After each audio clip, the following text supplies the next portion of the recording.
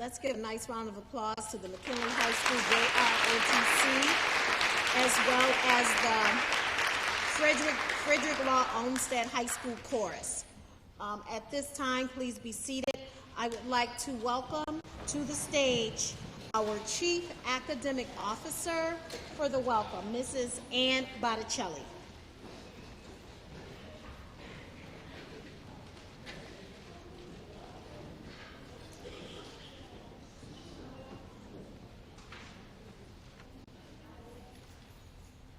Good morning, everyone.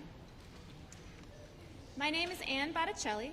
I'm the Chief Academic Officer of the Buffalo Public Schools, and I'd like to welcome you today to the 112th Richmond Speaking Contest. Richmond is a formal competition celebrating the oratory skills of our students. All 7th and 8th grade students in the district are eligible to compete. Students select their own pieces to deliver and work with a coach at their school to memorize and rehearse their pieces. Today you will hear from students from different schools. You will hear a range of styles and a range of genres. But there is one thing that all of our students have in common: the will to take on a new challenge, the will to persevere, and the will to achieve their personal best. We could not be prouder of all the students that competed prior to today in school-level competitions and those who will compete today in our finals. Best of luck to you all. Before I turn the microphone over to Dr. Fatima Morell, our Assistant Superintendent of Curriculum and Instruction, I'd like to acknowledge Mrs. Sharon Belton-Cotman, our board member representing the district. Thank you. I know that I speak on behalf of everyone in the district. I'm really, really excited for today. I think everyone is going to really enjoy the pieces that the students used to compete, and we are so proud of you. You made it really far. You should be so happy just to be here today. Congratulations.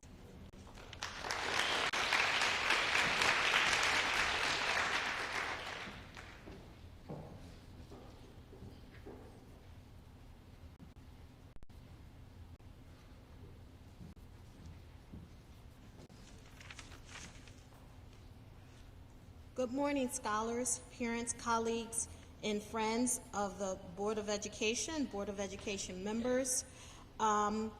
Thanks for your participation today in the 112th Richmond Speaking Contest. I am Fatima Morell, the Assistant Superintendent of Curriculum Assessment and Instruction, and it is with great pride and enthusiasm that the Division of Curriculum Assessment and Instruction presents the Richmond Speaking Contest this year. I would like to acknowledge our Superintendent, Dr. Cash, and our Chief Academic Officer, Ann Botticelli, for their unwavering support and commitment to bringing high-leverage learning opportunities to all of our students. I would also like to thank Dr. Julie Romaine, if we can give her a nice round of applause, Director of English Language Arts, for her leading the Richmond effort each year. Additionally, I want to thank the teacher, coaches, and all the courageous student participants who are confident winners already, as you are in it, and you have to be in it to win it, and that makes you a winner already. Richmond is not about winning and losing. It's about engagement, opportunity, and learning about yourself and others through an oratorical journey. And thanks for staying on this journey with us until the end. Also, I would like to sincerely thank our august body of judges today, and I will present them to you now and ask that they stand after I read their bio, and we'll give them a nice warm welcome and a sincere thank you. Mrs. Clotilde Perez Bo de Decker. She is President and CEO of the Community Foundation for Greater Buffalo, an organization dedicated to connecting people, ideas, and resources to improve lives in Western New York. She holds a master's degree in education from the State University of New York at Buffalo and is a naturalized U.S. citizen native of Cuba. As the Chief Executive Officer of the Community Foundation, Clotilde has led a focused growth and impact strategy. Under her leadership, the Community Foundation has facilitated numerous public and private sector collaborations focused on systems change. Most recently, Clotilde oversaw the Community Foundation's effort to launch the Say Yes to Education initiative and the Greater Buffalo Racial Equity Roundtable. Community service highlights include a White House appointment to the President's Council on Service and Civic Participation, United States Committee co-chair of the United Nations International Year of the Volunteer, and president of the Association of Junior Leagues International. Current service includes the Buffalo Niagara Partnership, Governance Matters, chair of the Foundation Center, FSG, and the Global Fund for Community Foundations. If we can have her stand and give her a nice warm welcome. Our judge, Mrs. Clotilde. Let's go to Duncan. Ms. Shatora Donovan is an attorney and Chief Diversity Officer for Mayor Brown's Office of Diversity, Opportunity, and Inclusion. As an attorney, Ms. Donovan practiced immigration law from a holistic perspective. She assisted business owners and professionals attain status in the United States, but most dear to her heart was helping individuals and families from around the world fight for their most basic human right, the right to live without fear and persecution. As Chief Diversity Officer for the City of Buffalo, she is focused on creating and enhancing opportunities for historically disadvantaged populations. She does this through economic development, education, and policy implementation. She believes that Buffalo's prosperity will be sustained through abundant inclusion. Let's have Ms. Shatora Donovan stand to give her a nice warm welcome. And let's welcome Mrs. Ashley Rowe. Ms. Ashley Rowe co-anchors News Channel 7 Eyewitness News at 5 o'clock, 6 o'clock, and 11 o'clock p.m. Ashley is from Toronto, Ontario, where she spent 5 years as a reporter anchor before crossing the border to join WKBW. Since joining WKBW, she and her team have been nominated for 2 Emmys, and in 2019, Ashley won a New York State Broadcasters Award for her story about a man who spent 27 years in prison for a crime he did not commit. In addition to her time spent behind the desk and in the field, Ashley has been one of the lead architects of WKBW's signature Hiring 716 franchise, which highlights workforce challenges and opportunities across Western New York. Hiring 716, with its online jobs board, has become a go-to platform for job seekers and employers alike. Let's have Ms. Ashley Rowe stand. Let's give her a nice round of applause. And last but certainly not least, we have Mr. L. Vaughters. L. Vaughters is a reporter for Channel 4, WIVB, and he has been bringing us the news for the last 25 years. He studied radio and television at Ball State University in Muncie, Indiana, where he earned a Bachelor of Science degree and continued his education with a graduate survey in economics from Wright State University in Dayton, Ohio. He was awarded an Emmy in both 1991 and 1992 from the Chicago Midwest Emmy Awards for Spot News coverage. Mr. Vaughters is a board member for SABA, Spirit Athletes Bold at Heart, and the Vice President of Broadcast for the Buffalo Association of Black Journalists. He loves that Buffalo is a family-friendly city. He is married with 2 grown children and enjoys softball, gardening, and keeping up with current events in his free time. Let's give a nice round of applause, and if he could please stand, Mr. Vaughters. And we will now move forward with Dr. Romaine, and I thank you. And we will move forward with Dr. Romaine and the contestants. Thank you.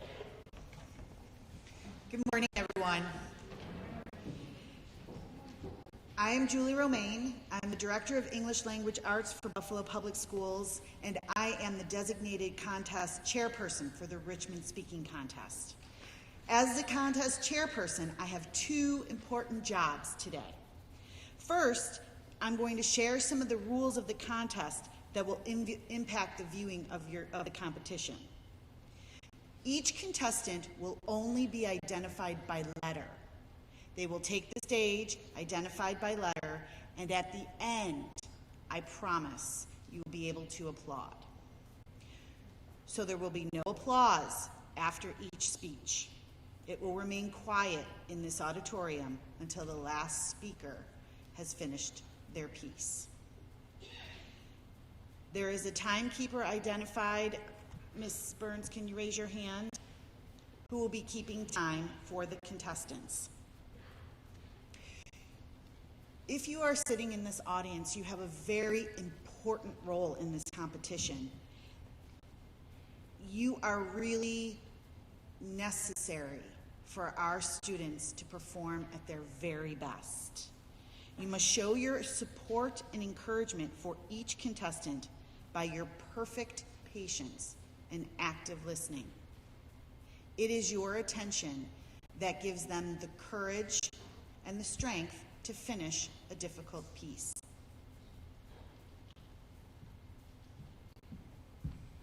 As the Richmond Speaking Contest chairperson, I now commence the 112th Richmond Speaking Contest.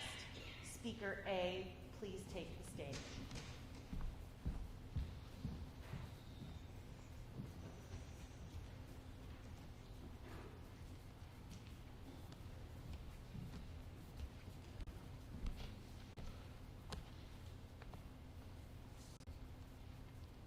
On the Pulse of Morning by Maya Angelou. A rock, a river, a tree host to species long since departed, marked the mastodon, the dinosaur, who left dry tokens of their sojourn here on our planet floor. Any broad alarm of their hastening doom is lost in the gloom of dust and ages. But today, the rock cries out to us, clearly, forcefully, come, you may stand upon my back and face your distant destiny, but seek no haven in my shadow. I will give you no hiding place down here. You, created only a little lower than the angels, have crouched too long in the bruising darkness, have lain too long face down in ignorance, your mouth spilling words armed for slaughter. The rock cries out to us today, you may stand upon me, but do not hide your face. Across the wall of the world, a river sings a beautiful song. Come, rest here by my side, each of you. Descendant of some passed on traveler has been paid for. You,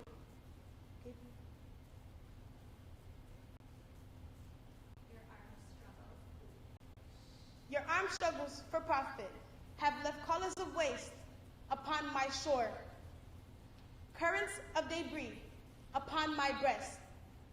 Yet today, I call you to my riverside if you will study war no more. Come, clad in peace, and I will sing the songs the Creator gave to me when I and the tree and the rock were one.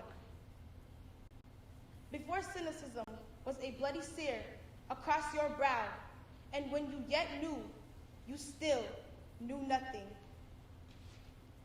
The river sang and sings on. There is a true yearning to respond to the singing river and the wise rock. So say, the Asian, the Hispanic, the Jew, the African, the Native American, the Sioux, the Catholic, the Muslim, the priest, the French, the Greek, the Irish, the rabbi,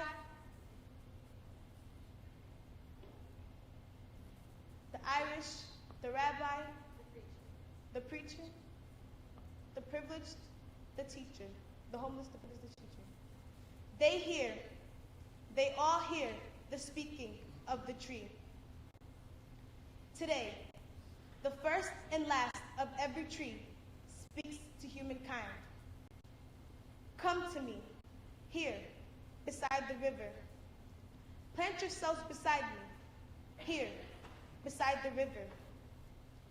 each of you, descendant of some passed-on traveler, has been paid for. You, who gave me my first name, who rested with me, then forced on bloody feet, left me to the employment of other seekers, desperate for gain, starving for gold.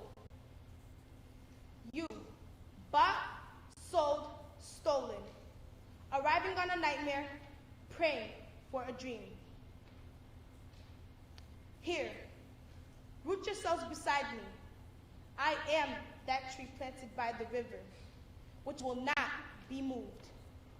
I the rock, I the river, I the tree. I am yours. Your passages have been paid for. Lift up your faces. You have a piercing need for this bright morning dawning for you. History, despite its wrenching pain, cannot be unlived, but if faced with courage, need not be lived again. Lift up your eyes upon the day breaking for you. Here, on the pulse of this new day, you may have the grace to look up and out and into your sister's eyes, into your brother's face, your country, and say simply, very simply, with hope, good morning. Thank you, Speaker A. Speaker B, please.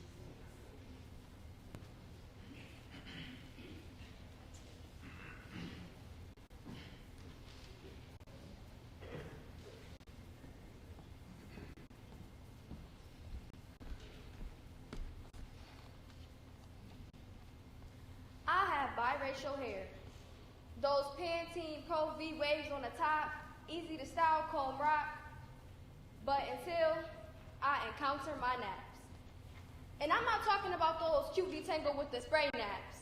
You see, I'm talking about those slave naps. Like, no comb, no brush, or man can even handle the kind of naps that I got.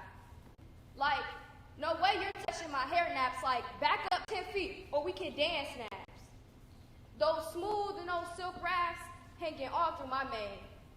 Until I get to the back, and I encounter the jungle, in which I can find Tarzan and Jane. In the front I forget, and I relax in the pleasure. Until I get to the back, and remember the pain. My baby hair slicked back with that good $4 pomade that goes with roots and tangles. Those combs running freely through my fine breezy, just to the part, well, the most I can make, until the comb gets to the back of my head and breaks. I had biracial hair, like the only thing my mother could do was put it in 2 big braids. And when that was just too much, she left it half undone. But I had biracial hair because I had biracial blood. And I'm not talking about that cute they met and then they all fell in love blood. I'm talking about that slave raped by the master 6 times, birthing 6 mixed babies, later hung blood. I'm talking about that cross burning in the mud blood. And you call me a mud blood. Slit my wrist. My blood does not excrete in black and white. I dream in verse in red, like it was drained from Emmett Till's lips when he was killed for breaking down color lines. Biracial who succumbs to abuse from her peers at her middle school. Well, she's not white.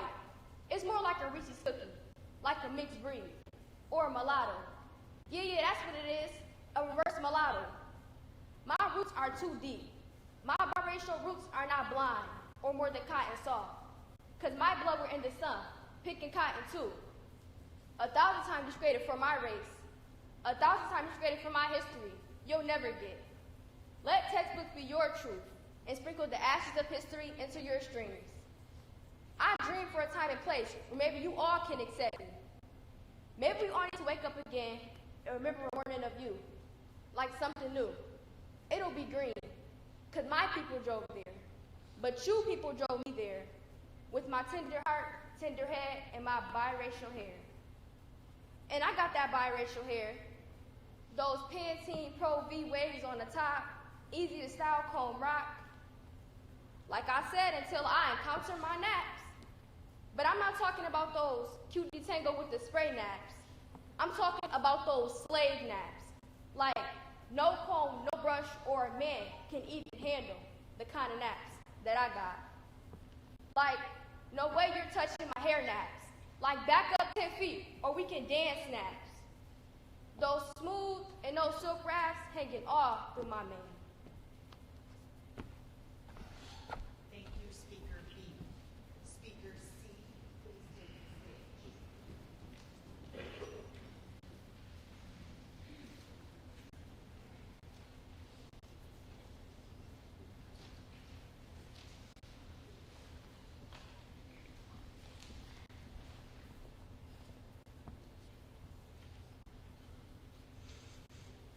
Carrots, egg, and coffee.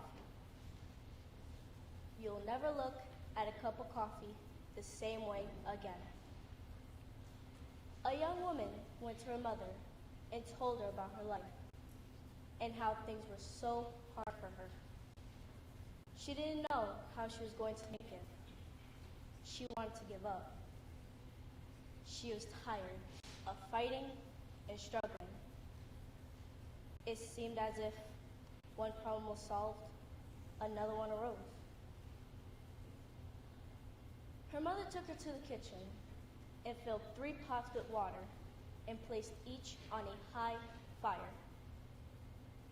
Soon, the pot came to boil. In the first, she placed carrots. In the second, she placed an egg. And in the third, she placed ground coffee beans. She let them sit to boil without saying a word. In about 20 minutes, she turned off the burners. She fished out the carrots and placed them in a bowl. She pulled out the egg and placed it in a bowl. Then she ladled the coffee and placed it in a bowl. Turning to her daughter, she asked, "What do you see?" "Carrots, an egg, and coffee," she replied. Her mother brought her closer and told her to feel the carrots. She did notice that they were soft. The mother then asked her to take the egg and break it. She did. After she peeled off the shell, she observed the hard-boiled egg. Finally, the mother asked her daughter to take a sip of the coffee. The daughter smiled as she tasted its rich flavor. The daughter then asked, "What does it mean, Mother?" Her mother explained that each of these objects had faced the same adversity, the boiling water. Each reacted differently. The carrots went strong, hard, and unrelenting. However, after being subjected to the boiling water, it softened and became weak. The egg had been fragile. Its thin outer shell had protected its interior. But after sitting through the boiling water, it hardened. The coffee beans were unique, however. After being subjected to the boiling water, they had changed the water. "Which one are you?" the mother asked her daughter. When adversity comes knocking on your door, how do you respond? Are you the carrot, the egg, or the coffee bean? Which one am I? Am I the carrot that seems strong, but with pain and adversity, do I wilt, become soft, and lose my strength? Am I the egg that starts with a malleable heart, but changes with the heat? Did I have a fluid spirit, but after a death, a breakup, a financial hardship, or some other trial, Have I become hardened? Does my shell look the same, but on the inside, am I tough with a stiff spirit and hardened heart? Or am I like the coffee bean? The coffee bean actually changes the hot water, the very circumstance that brings the pain. If you're like the bean, when things are at their worst, you get better and change the situation around you. When the hour is at its darkest and trials are at their greatest, do you raise yourself to another level? How do you handle adversity? Which one are you? Are you the carrot, the egg, or the coffee bean? As for me, in my life, I'm going to be the coffee bean. Thank you, Speaker C. Speaker D, please take the stage.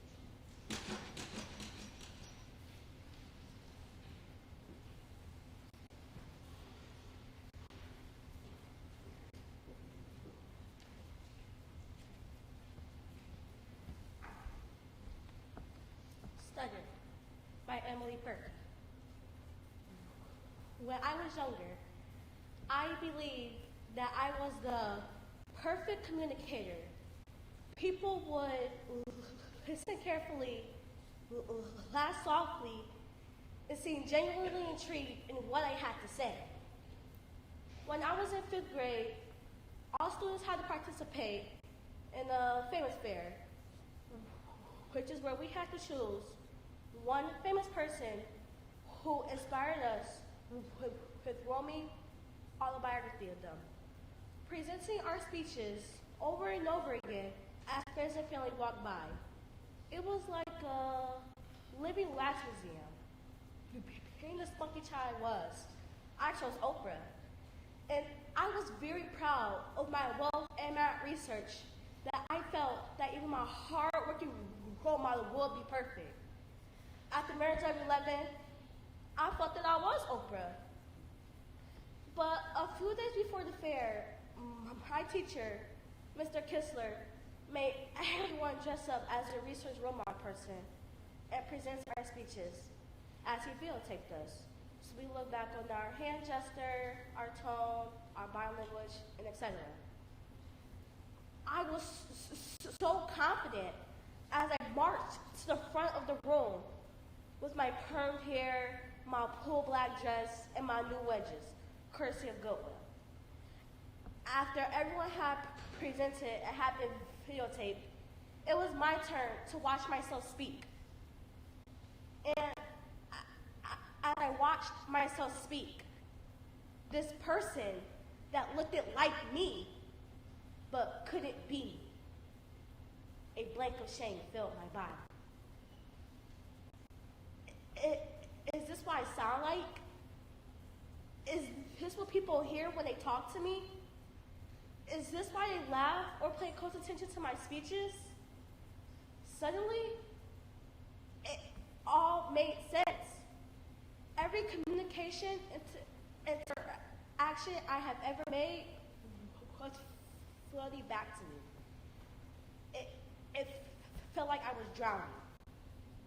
For the first time in my life, I felt that I was different, but in a negative way. But just be patient, or even mindful about being patient. Because someone could say the most inspirational, insightful, incredible words you have ever heard in your whole entire life. And they could just take them 5 minutes to say. Thank you. Speaker D. Speaker E, please take the stage.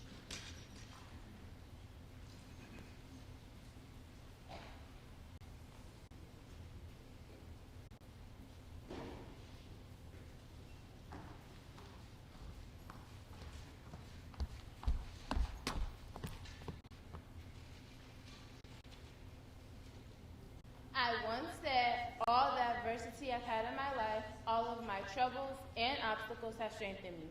You may not realize it when it happens, but a kick in the teeth may be the best thing in the world for you. I haven't been to college before or ever, but I did have a passion for drawing and animation. It has been boiling in my blood since I was born. I come from a very poor family who wasn't able to support me, so I got money myself to live my life and help my family. When I was 7 years old, I sold my first cartoon. I got free haircuts at the barbershop whenever I drew him a new hairstyle. I rode the train and sold drinks and snacks. I had a job at the postal office until they realized my real age. When my family and I moved from Kansas City to Chicago, I was hurt. I didn't want to move. I had jobs, but I didn't have a choice. I was 15 when we moved and was enrolled in McKinley High. I took fine arts classes at night. When I was 16 years old, I dropped out and tried to join the Army, but wasn't old enough. Instead of going back to school, I became a Red Cross ambulance driver. I wanted to see some action.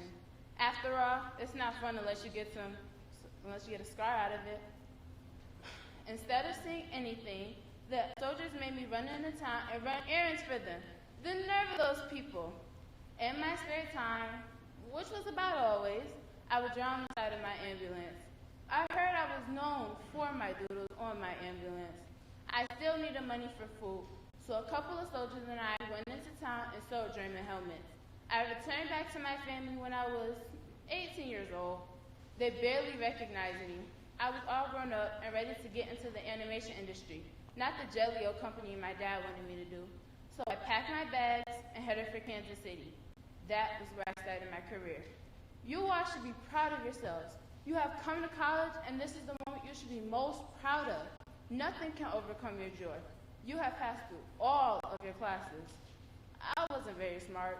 I was told by my teacher I was her second dumbest student. I wasn't very offended. I didn't really try in school. I didn't need to if I wanted a career in drawing. When I arrived in Kansas City, I found UBI Works. I know, weird name, don't tease. He's a very skilled cartoonist. When we joined together to create a company, it didn't go well. We were able to create the company, but it only lasted 1 month. But we didn't give up on our dreams, though. We got a job at the Kansas Slideshow Company. That was where I originally got into drawing and animation. I would draw picture after picture, millions if necessary, just to see somebody take a step. When we joined together to create Laugh-O-Grams, we thought we had it good. We had a camera and workers, but customers were a little short. When Laugh-O-Grams went bankrupt, I moved to Hollywood with my brother. That was where I created Mickey Mouse and Walt Disney Pictures. You know the rest. As I said before, all the adversity I've had in my life, all of my troubles and obstacles have strengthened me. You may not realize it when it happens, but a kick in the teeth may be the best thing in the world for you. If I were to have succeeded on the first thing I tried to do, I wouldn't have tried harder. I wouldn't have created Mickey Mouse, and I wouldn't have Walt Disney Pictures. That kick in the teeth has really helped me throughout my life, and I am very thankful for it. Never give up. Perseverance and hard work is the key to success. After all of your dreams can come true if you have the courage to pursue them. Thank you, Speaker E. Speaker F, please take the stage. As the contest chairperson, it is my duty to remind you that the audience responsibility is to listen to each speaker with perfect patience. Hello. Today I'll be talking about astrological signs and the 3 most important types of signs. An astrological sign can be determined by your date of birth and sometimes the place in which you were born. There are many types of signs, but 3 are most important. The star sign, moon sign, and ascendant sign. The star sign is your overall ego and your basic personality. Your moon sign is a deception of what you're feeling inside and your most common moods. Your ascendant sign is how people view you. Your sun sign is easy to find because it only requires your birthday. But for your moon and ascendant sign, you'll also need the place of your birth. Today I'll be talking about your sun sign because it's very common for people to at least know about this one. Okay.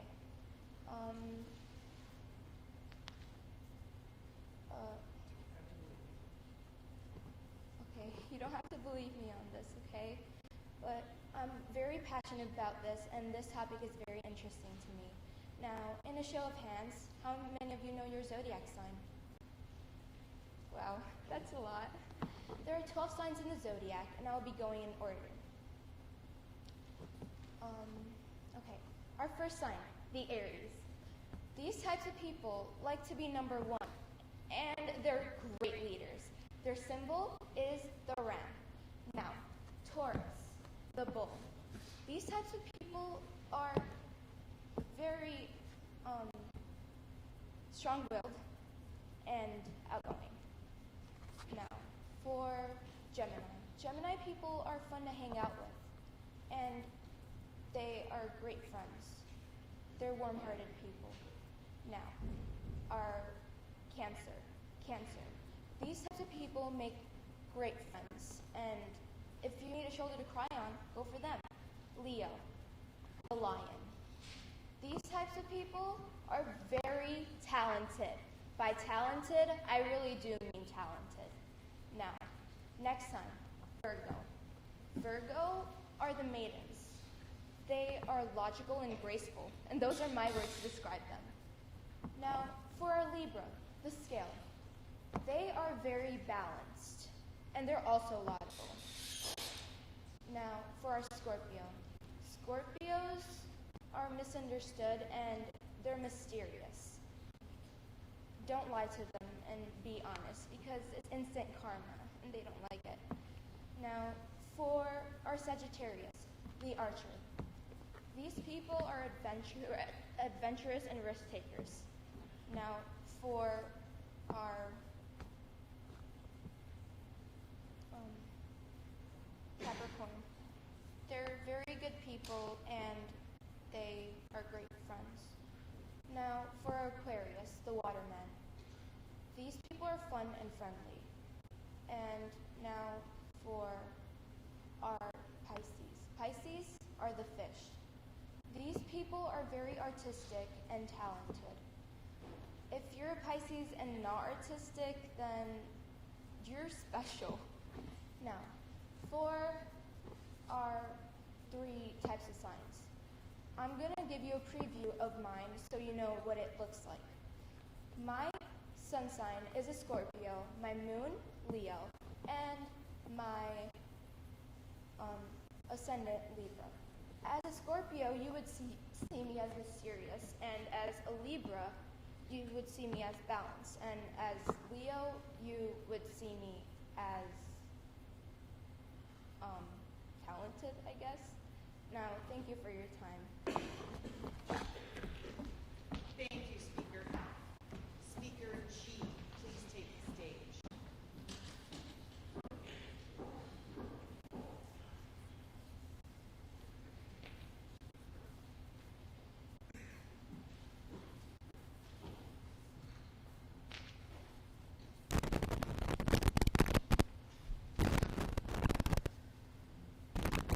My Story by Michelle Obama. I've just began to process what has been happening for the past few years. From the moment in 2006, when my husband first started talking about running for president, to the cold morning this winter, when I climbed into a limo with Melania Trump, accompanying her to her husband's inauguration. It's been quite a ride. When you're First Lady, America shows itself to you in its extremes. I've been to fundraisers and private homes that look more like art museums. Houses where people own bathtubs made from gemstones. I visited families who lost everything in Hurricane Katrina and were tearful and grateful just to have a working refrigerator and stove. I've encountered people I find to be shallow and hypocritical, and others, teachers and military spouses, and so many more, whose spirits are so deep and strong, it's astonishing. And I've met kids, lots of them, all over the world, who crack me up and fill me with hope, and who blessedly manage to forget about my title once we start rooting around in the dirt of a garden. Since stepping reluctantly into public life, I've been held up as the most powerful woman in the world and taken down as an angry Black woman. I've wanted to ask my detractors which part of that phrase matters to them the most. Is it angry, or Black, or woman? I've smiled for photos of people who call my husband horrible names on national television, but still want a framed keepsake for their mantle. I've heard about the swampy parts of the internet that question everything about me, right down to whether I'm a woman or a man. A sitting U.S. congressman has made fun of my butt. I've been hurt. I've been furious. But mostly, I've tried to laugh this stuff off. There's still a lot I don't know about America, about life, about what the future might bring. But I do know myself. My father, Fraser, taught me to work hard, laugh often, and keep my word. My mother, Marion, showed me how to think for myself and to use my voice. Together, in our cramped apartment on the south side of Chicago, they helped me see the value in our story, in my story, in the larger story of our country. Even when it's not pretty or perfect, even when it's more real than you want it to be. Your story is what you have, what you will always have. It is something to honor. Thank you, Speaker G. Speaker H, please take the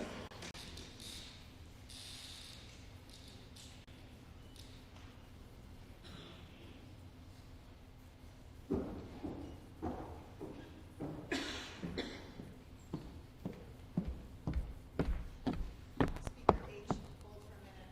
Is that camera set up? Okay, I just don't want it to interrupt. Tamara's Opus by Joshua Bennett. Tamara has never listened to hip hop. I know, crazy, right? Never danced to the rhythm of raindrops or fallen asleep to a chorus of chirping crickets. She's been deaf for as long as I've been alive. And ever since the day I first turned 5, my father has told me, Joshua, nothing is wrong with tomorrow. God just makes some people different. And at that moment, those 9 letters were swung gracefully by unholy hands to shatter my stained glass innocence into shards that can never be pieced back together or sever the ties between my sister and I waited, was patient numberless years, anticipating the second her ears will open like lotuses and allow my sunlight synthesis to seep into her insides. Make her remember all of those conversations we must have had back when God handpicked us to be siblings so centuries ago. I still remember her 20th birthday. I readily recall my 11-year-old awestruck eyes as I watched deaf men and women of all ages dancing in unison to the vibrations of speakers booming so loud that I imagined angels coming down and chastising us for disturbing their worship with such beautiful blasphemy. Until you have seen a deaf girl dance, you know nothing of passion, okay? Nothing. Someday, remember the face of your little brother. It is only now I see that I was never willing to put in the extra time or effort to love her properly. So as the only person who is fluent in sign language in my family, I would like to take this time to apologize. Tomorrow, I am sorry for my silence. But true love knows no frequency, so I will use these hands to speak volumes that can never be contained by the sound or boundaries of sound waves. I will shout at the top of my fingertips until digits dance and relay this message directly to your soul. I know that there is no poem that can make up for all the time you must have had. But if you can, just please listen as I play the strings and symphony from my heart that is meant for no one else's ears but yours. Thank you. Thank you, Speaker H. Speaker I.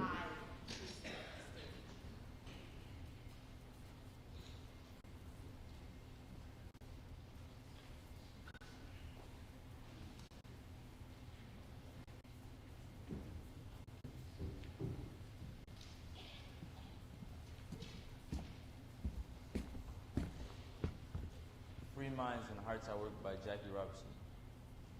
At the beginning of the World Series of 1947, I experienced a completely new emotion when the national anthem was played. At this time, I thought it was being played for me as much as for anyone else. This is organized Major League Baseball, and I am standing here with all the others, and everything that takes place includes me. About a year later, I went to Atlanta, Georgia to play in an exhibition game. On the field, for the first time, there were Negroes and whites, other Negroes besides me. And I thought what I have always believed came to be. And what is it that I have always believed? First, that imperfections are humans, but that whenever human beings are given room to breathe and time to think, those imperfections will disappear, no matter how slowly. This is not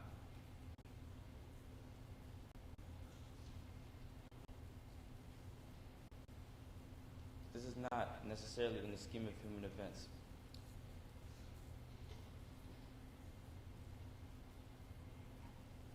Handicaps, stumbling blocks, prejudices, all of these are imperfect, yet they have to be reckoned with because they are in the scheme of human events.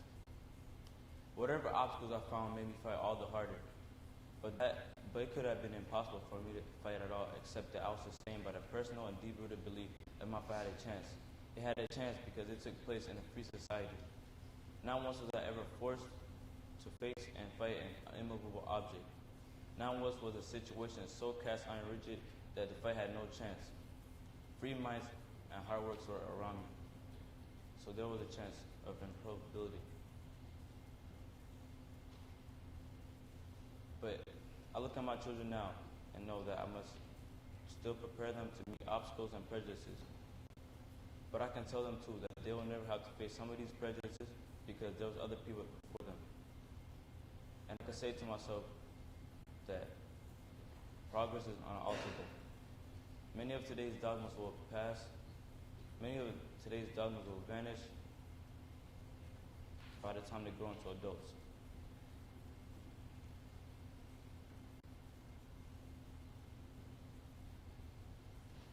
And the chance has come to be.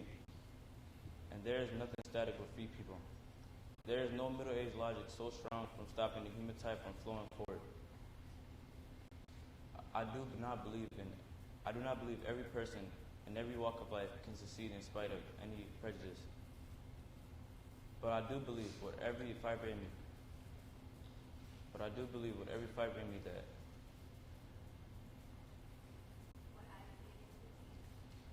that what I was able to attain came to be because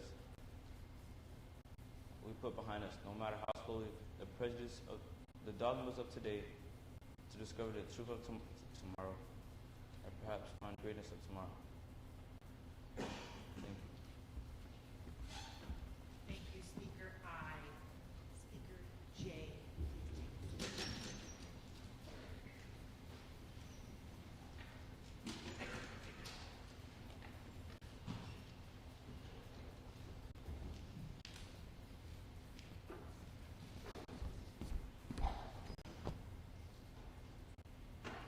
Prejudice and Racism by Zachary Zakara. Prejudice. Jewish, Christian, Muslim, atheist, those narrow-minded vegetarians, and those cruel murderers who eat meat. Look at those geeks and nerds and goths. Why would anyone want to be emo or C? What type of loser likes classical music and books? Look at those disgraces to humanity who have tattoos and piercings. Look at how fat she is and how skinny he is. You jocks and you preppy girls, you think you are so good. And obviously anyone who watches TV or drinks beer is a bum. And don't you hate those teens who are always texting on their phones? People are prejudiced against everyone and everything. How you look and what you do. Young or old, male or female, and what you believe in, even what you don't. And let us not forget those people who are prejudiced against the people who are prejudiced. Racism. The blacks, the whites, Asians, the Indians, the Mexicans, the Russians, the Chinese, the Japanese, the English, the French. The humans. No matter where you are from, there will be people who will hate you because of your race and nationality. You cannot control your race any more than you can control being a human. Yet that does not matter to the racists. Why would you judge someone on such a silly thing? Does it really make a difference whether you were born here or there? Does the color of our skin really affect your mind, heart, or soul? Do the faults of our ancestors become our faults? Why would you judge someone because of that? And if you think that's okay, shame on you. Perhaps someone who is white is intrinsically different than someone who is black. Perhaps all Asians are different than Europeans. It is true that certain characteristics can be applied to some races more than others. Yet even so, even if a stereotype does apply to a race, can it be applied to every member of the race? And even if a stereotype does apply to a race, does that make the race good or bad? Is not every single person different and unique? Can there never be exceptions to the rules? Must you really judge someone because of where they are from and who their parents are?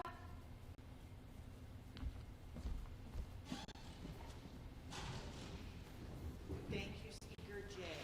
Speaker K, please take the stage.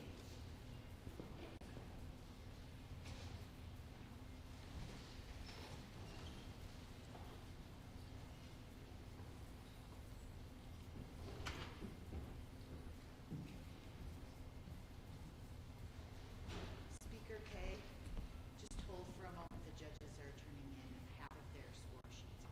Okay. I don't want any time to be taken from you. It's okay.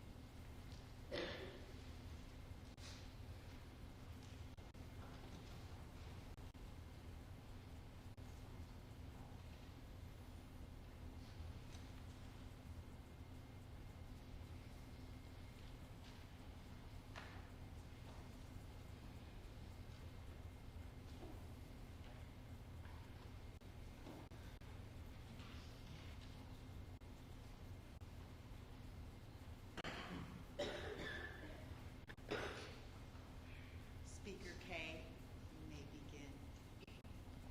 Whipping Boy by Carol S. Never in my life have I deserved a whipping. But don't tell that to my pop. He can tell you there's lots of reasons. I talk too loud. I don't talk at all. I took too long walking the dog. I didn't walk the dog long enough. I left my backpack on the floor. I put it on my bed. The others are types of excuses for it than me. Happens mostly when he comes home late, stinking of whiskey bottles and ashtrays. I hear his truck roll up and the crunch of gravel under his feet.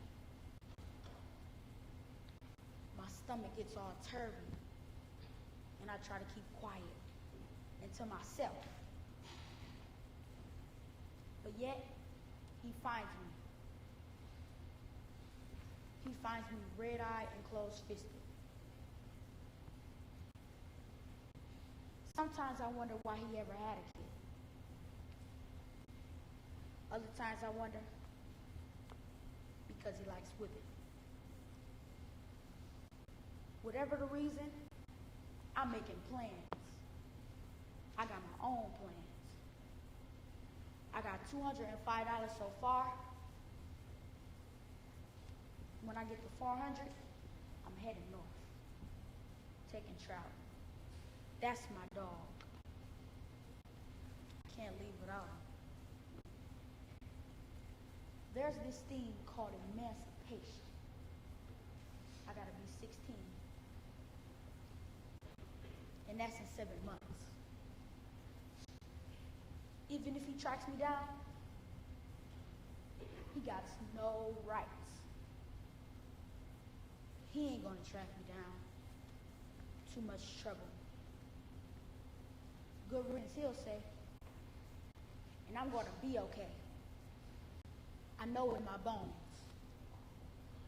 I don't carry no hate around like bag of rocks. We'll have a good life. Me and Trout. And someday, I'll have me a kid. And I will love him.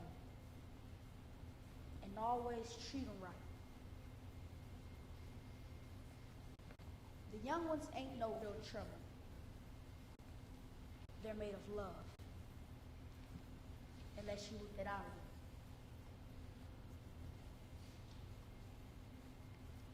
I got love left. I got plenty of love left. Thank you. Thank you, Speaker K. Speaker L.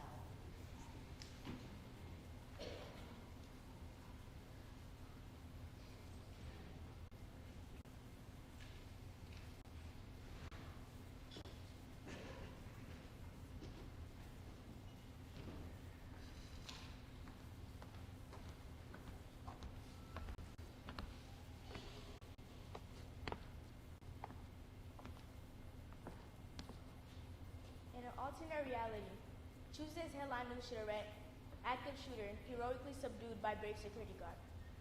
But instead, we woke up to news stories announcing that a police officer in Midlothian, Illinois, responded to a bar shooting by killing the security guard who had bravely detained the shooting suspect.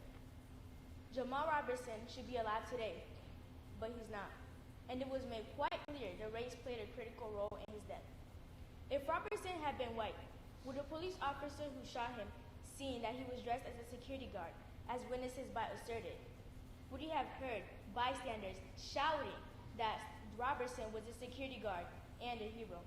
Would he have paused before gunning him down? Experience and statistics suggest that Robertson would have lived to be called a hero if he were white. In a 2018 study, it showed that black men are 3.6 times more likely than white men to be shot by a police officer. In a different 2018 study, it showed the same disparities. These statistics shaped the reality that ended Robertson's life. But it's important to remember what was lost. Robertson was not only a 26-year-old security guard on Manny's Blue Room Bar, but he was also an active member of community churches who had aspirations. He even dreamt of becoming a police officer and joining the community that ultimately took his life.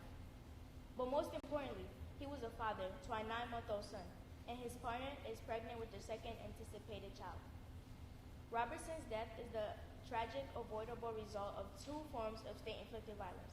The first one is black people trying to live their daily lives but never getting the benefit of the doubt from police officers. And it's something that impacts those who do jobs to save others' lives, just like those in everyday situations.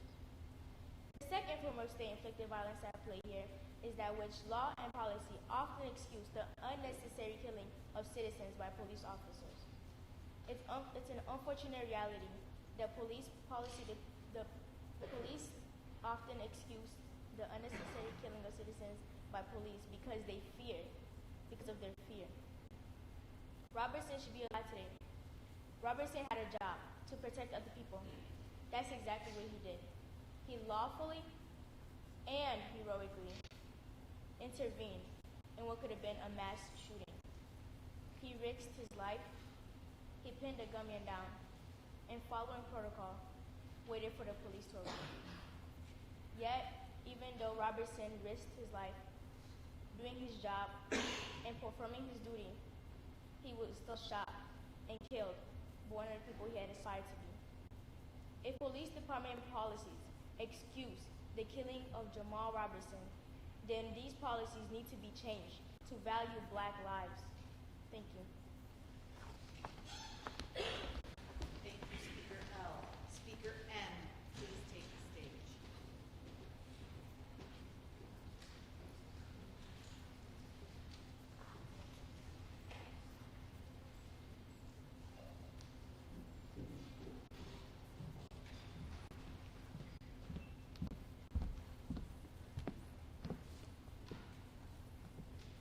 Today I will be talking to you about rocks and minerals, or as some people say, gems. You may be saying to yourself, oh, another rock collector. Yes, I am one of those people who collects rocks, but they can be very interesting. For example, painite is a very rare mineral, extremely valuable and only found in Myanmar. I'm not sure how it is formed, but I do know that there are only a few samples in existence. Now, I can slow down the mood a little bit and talk about the three main types of rocks. The three main types, or classic easy-to-find rocks, are sedimentary, metamorphic, and igneous rocks. What makes each type different has to do with how they are formed. Let's start with sedimentary rocks. Sedimentary rocks are formed when weather and erosion breaks down a rock into a loose material, and it can be naturally or unnaturally transported. They are difficult to classify by either the chemical makeup, the sedimentation process, or if they are made with organic or inorganic materials. Sedimentary rocks sometimes look like there are many layers of colors in them. Moving on to metamorphic rocks. Metamorphic rocks are formed when chemical or physical alteration by heat and pressure of an existing igneous or sedimentary material into a denser form. In some cases, the Earth's interior can melt the rock slightly, and this is called contact metamorphism. Lastly, the igneous rock. Igneous rocks are also called volcano rocks because they are formed by the crust surfaced by molten rocks within the Earth's mantle and crust called magma. They are identified by the size of their crystals. Large crystals means that the magma had time to cool slowly over time, while small crystals mean that the magma cooled rapidly. These are three main types of rocks and a very rare and very expensive example. Remember, rock hunting can be fun and interesting because you can learn new things. I hope you enjoyed learning about rocks. Thank you, Speaker N. Speaker N, please take the stage.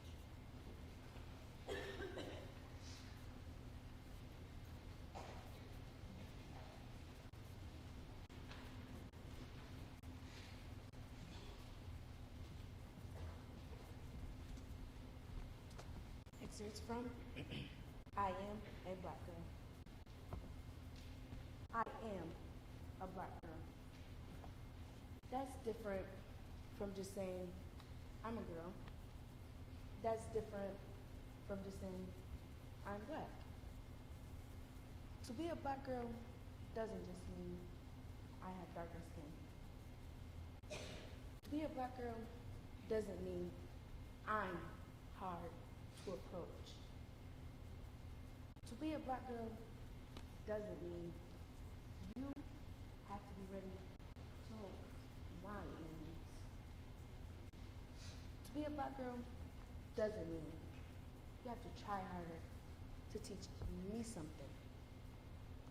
But to be a black girl means I am special in every way. To be a black girl means there's nothing I can't do. To be a black girl means I am capable of more than you know. To be a black girl means I am phenomenal. I am a black girl with emphasis on the word black. It's not just a race, it's a lifestyle we must live. It's a collection of actions that we have to get used to. It's an expectation that we work to avoid. We work to teach the world what it means to be black. Like, when you're looked at sideways for walking into a certain store, when you see a woman clutch her purse a little tighter when you walk into an elevator, when your children acting white for speaking with correct grammar, when you walk into a room nicely dressed and see the surprised looks on people's faces, when everyone turns to you in third grade history, when you begin to learn about slavery, I am a black girl. So all through my life, I had to work a little harder for them. It's hard to find your place in the world when you're the only chocolate chip on a sugar cookie. It's hard to find who you are when you're the sole representation of your race. I am a black girl. So yes, I've heard the calls of guys in the streets or at the mall. I understand that there's something about me that everyone wants. And that just because I've got it doesn't mean I have to share it. I see the way people respond when they hear about my straight A's or the fact that I'm 16 and happiness that is normal for my age. I am a black, no. I get that I'm not like a lot of people around me, but I don't see why I should take that as a bad thing. I am a black girl. I am an inspiration to those around me. I am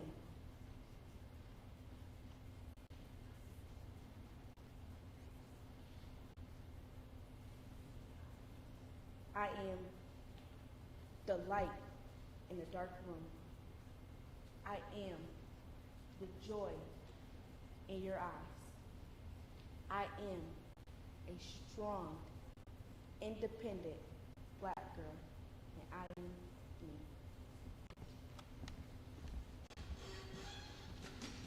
Thank you, Speaker N. Speaker O, please take the stage. Audience, we are approaching our last four contestants of the morning.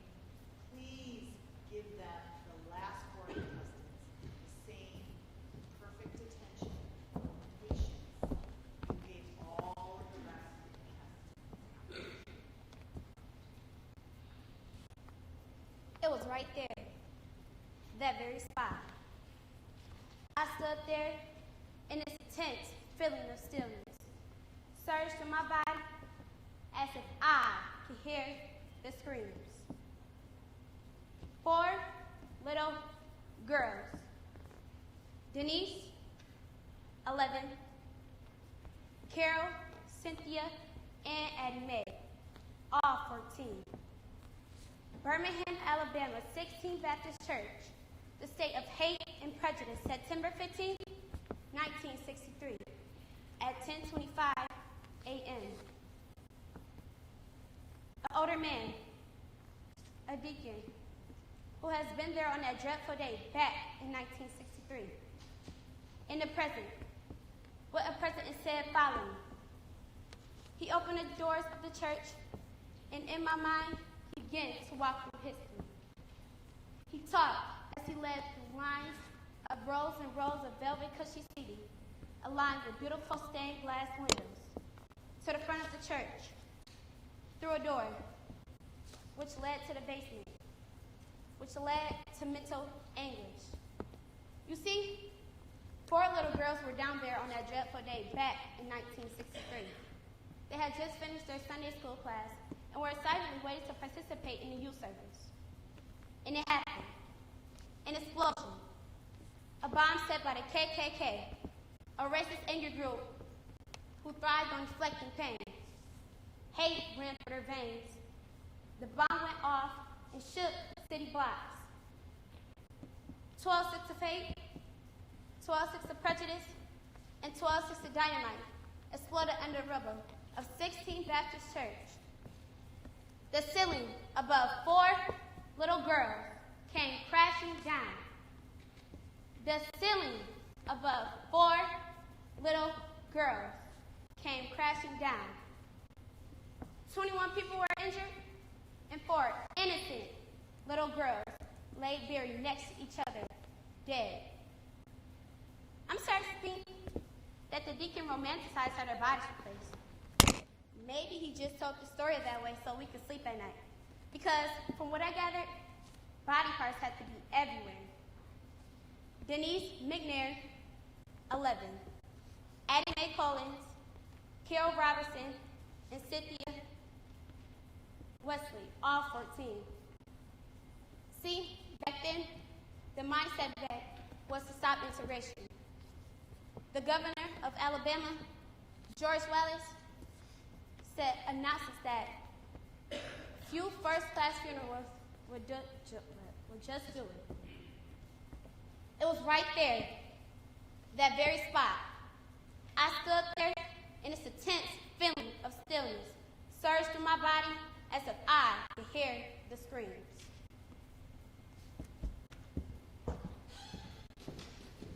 Thank you, Speaker. Speaker P, please take the stage.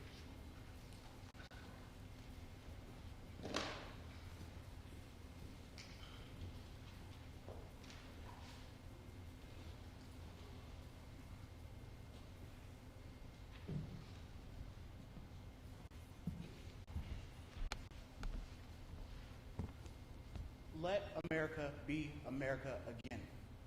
Let it be the dream it used to be. Let it be the pioneer on a plane seeking a home where he himself is free. Let it be the dream dreamers dream.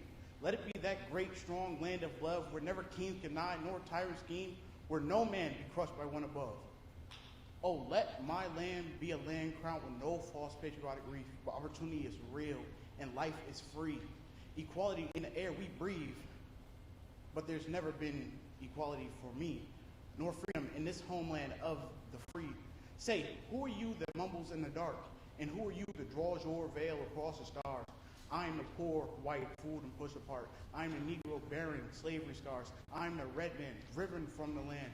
I am the immigrant clutching to the hope I seek, finding only the same old stupid plan of dog eats dog, of mighty crush the weak. I am the young man full of strength and hope, tangled in that ancient endless chain of power, profit, gain, of grab the land, of grab the gold, of grab the ways of satisfying needs, of work the men, of take the pay, of owning everything for one's own greed. I am the farmer, bondsman to the soil. I am the worker, sold to the machine. I am the Negro, servant to you all. I am the people, humble, hungry, mean. Hungry yet today, despite the dream. Beaten yet today, oh pioneer. I'm the man who never got ahead, the poorest worker bartered through the years. And yet I'm the one who dreamt our basic dream in the old world was still a surfer kings, who dreamt a dream so strong, so brave, so true, that even yet his mighty dairy sings. And every brick and stone, and every frail turn that made America the land it has become. Oh, I'm the man who sailed those early seas to find what I thought to be my homeland. The man who left dark Isle shores and Poland's plain, and England's grassy lake, torn from black Africa's strands to build a homeland of the free? Who said the free? Not me. Surely not me. The millions in relief today, the millions shot down when we strike, the millions who have nothing for our pay, for all the dreams we dreamed and all the songs we've sung, for all the hopes we've held and all the flags we've hung, the millions who have nothing for our pay except the dream is almost dead today. Oh, let America be America again. The land that has yet been, but yet must be the land where every man is free. The land that's mine, the poor man's, the Indian, Negro, me, whose sweat and blood, whose faith in pain, whose hands at the foundry, whose plow in the rain must bring back our mighty dream again. So sure, call me any ugly name you choose, because the steel of freedom does not stain. For those who live on people's lives like leeches, we must bring back our land again. America. Oh yes, I say it plain. America never was America to me. And yet I swear this oath, it will be. Out of the rake and ruin of our gangsters' death, out of the rape and rot of graft, out of the stealth and lies, we must bring back the land, the mines, the mountains, the rivers, all the stretch of these great green states, and make America again. Thank you, Speaker P. Speaker Q, please take the stage. Audience, these are the last two speakers. Please give them your perfect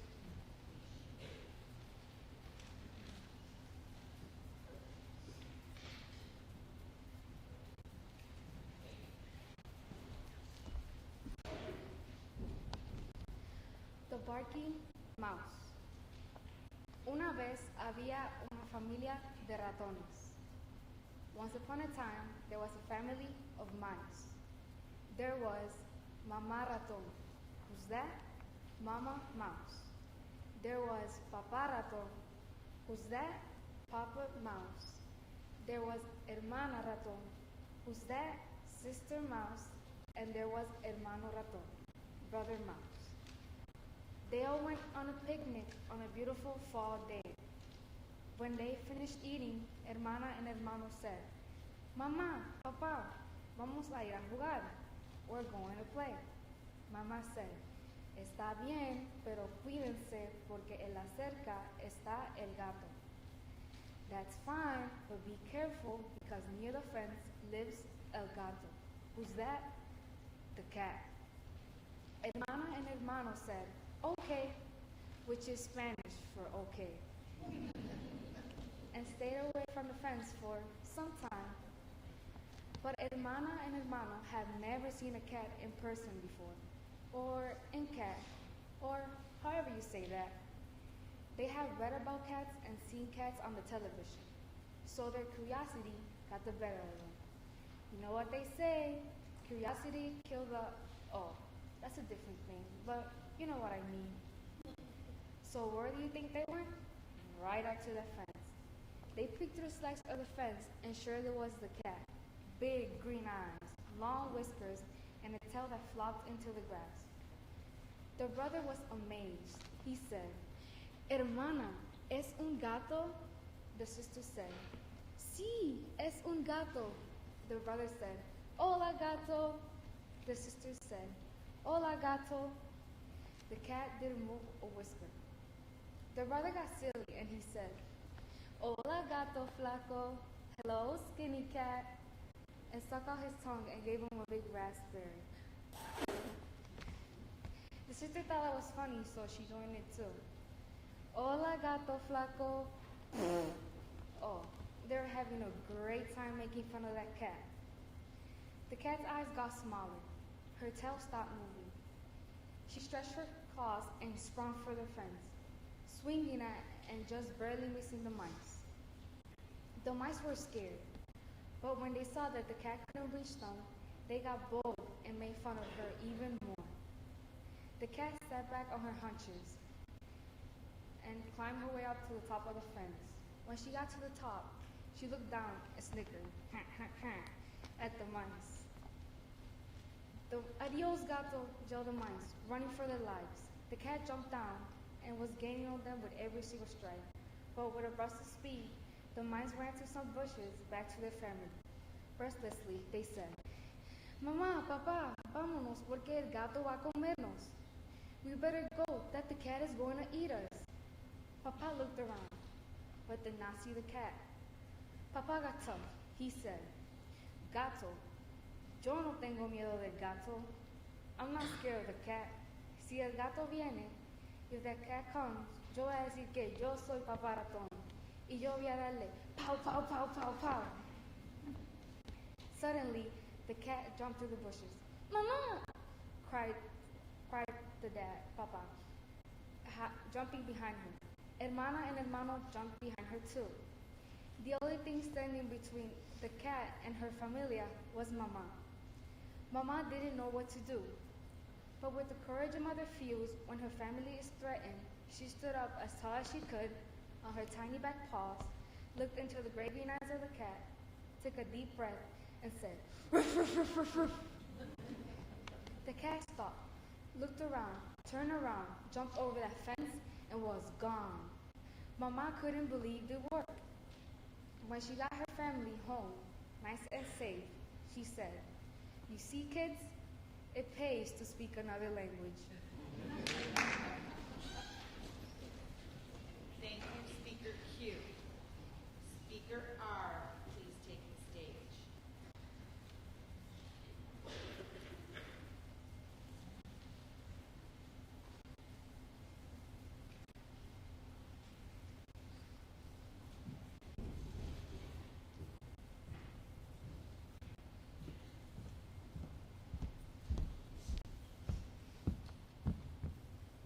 Freedom Fighter by Alicia Magrosi, and Freedom at the Hood of Brown. For a respected man he is, a loved man he is, for his doings and for what he did. Yes, he is a freedom fighter. He never stood watch, he was part of them, those who had heart for the innocent people. But in the end, he was a leader. He was the one who was punished for the wonderful things he did for the people. He did them with his power. Now, he earned the people respect. They love him. He fought for them. He's their hero. He never gave up no matter what. They never got him down no matter what they did. He stayed away from home and family for 27 years, almost his man time on Robben Island. He's South Africa's father. He's Africa's father, the world's father, a loved father. He's our freedom fighter. Speak to us of freedom, and he answered. At the city gate and by your fireside, asking you kneel and worship your own freedom, even though as slaves humble themselves before a tyrant and praises him, though he slays them. In the groves of the temple, in the shouts of the church, asking the fear among you wear as a yoke and handcuffs. And my heart bled within me, for you only can be free when the desire of seeking freedom becomes a harness to you, and when you cease to speak of freedom as a goal. In truth, the freedom is the strongest in these chains, those slings dazzle in the sun and glitter in the eyes. And what is it, the fragments of your own self, that you would discard so that you would become free? And if it is an unjust law that you would abolish, that law was written upon your own hands, upon your own forehead. You cannot erase it, not by burning your own law books, nor by washing the foreheads of your own judges, though you pour the sea upon them. And if it is a despot that you would dethrone, see first that his throne erected within you is destroyed. Thank you, Speaker R. Audience, at this time, I ask that you give all of our contestants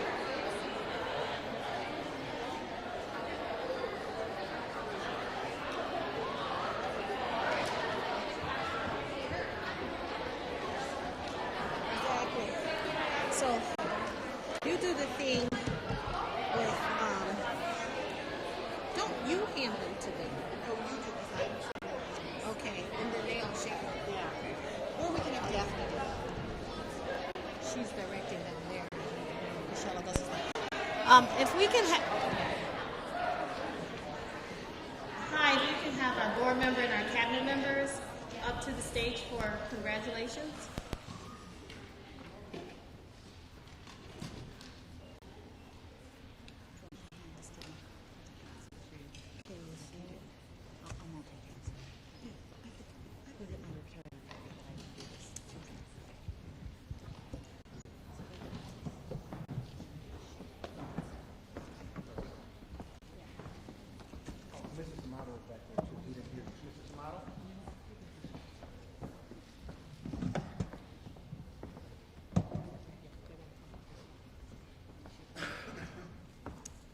This is the moment you've been waiting for.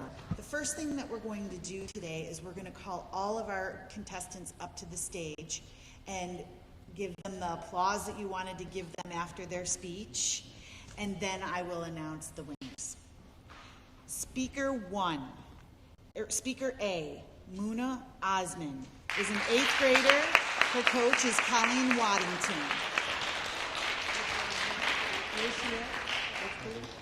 School 19. Speaker B, from School 89, Courtney Callahan, a 7th grader, and her coach is Ashley Elliott.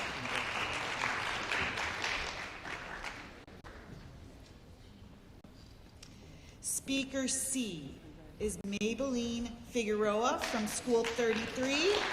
She is an 8th grader, and her coach is Elizabeth Porterfield.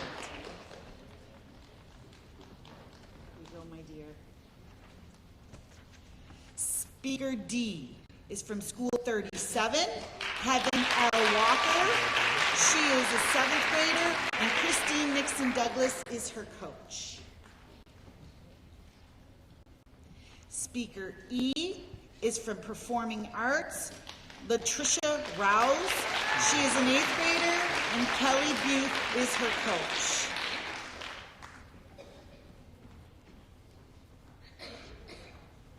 Speaker F is a 7th grader from School 67, Imrana Pritt, and her coach is John Ellicott.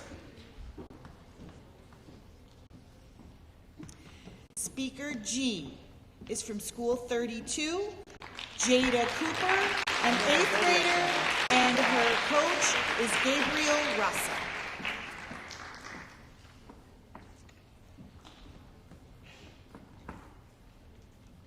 Speaker H is from School 37, Denisha Coleman, an 8th grader, and Christine Nixon Douglas is her coach.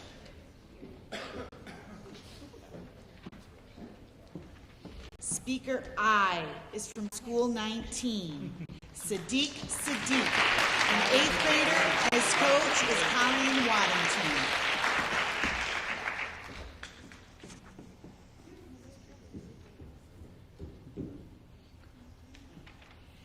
Speaker J is from School 72, Amina Borden, an 8th grader, and Lisa Ongst is her coach.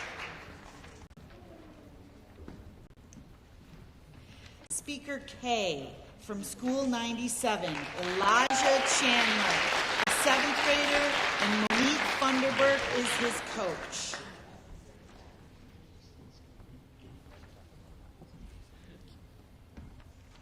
From Performing Arts, from Speaker L is from Performing Arts, Christella Ombene, a 7th grader, and her coach is Kelly Butte.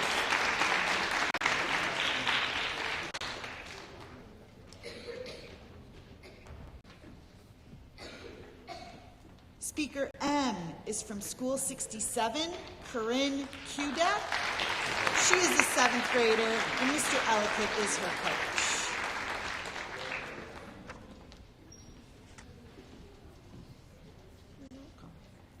Speaker N is from School 97, Divine Pompey, 7th grader, and Monique Funderburk is her coach.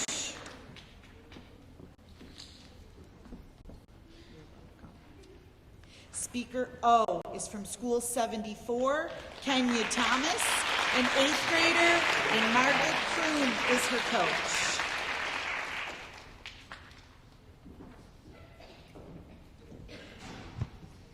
Speaker P is from School 89, Emmanuel Sindima. He is an 8th grader, and Ashley Elliott is his coach.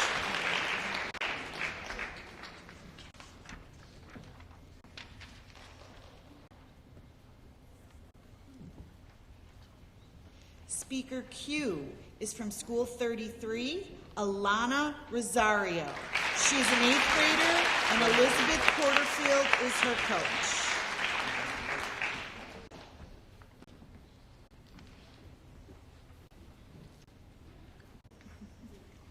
Speaker R is from School 72, Janae Mack. She is an 8th grader, and Lisa Unks is her coach.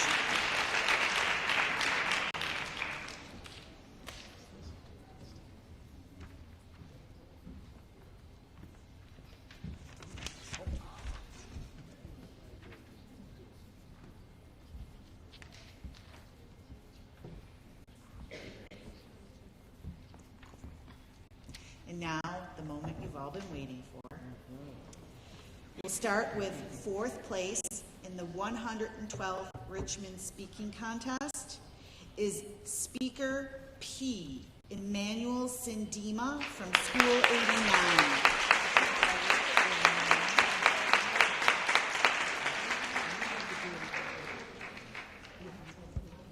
Third place, Speaker G, from Jada Cooper from School 32.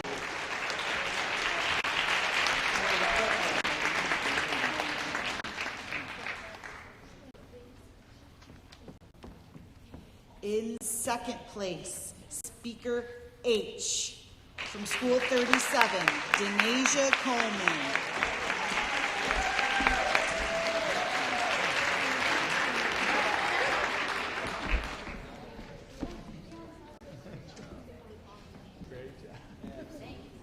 And the first place winner of the 112th Richmond Speaking Contest is Speaker Q, Alana Rosario from School 34.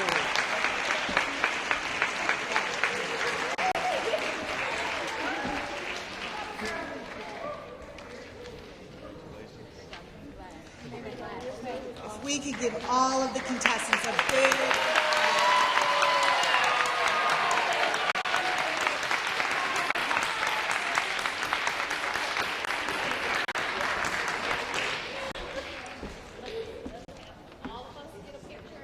We will now take pictures.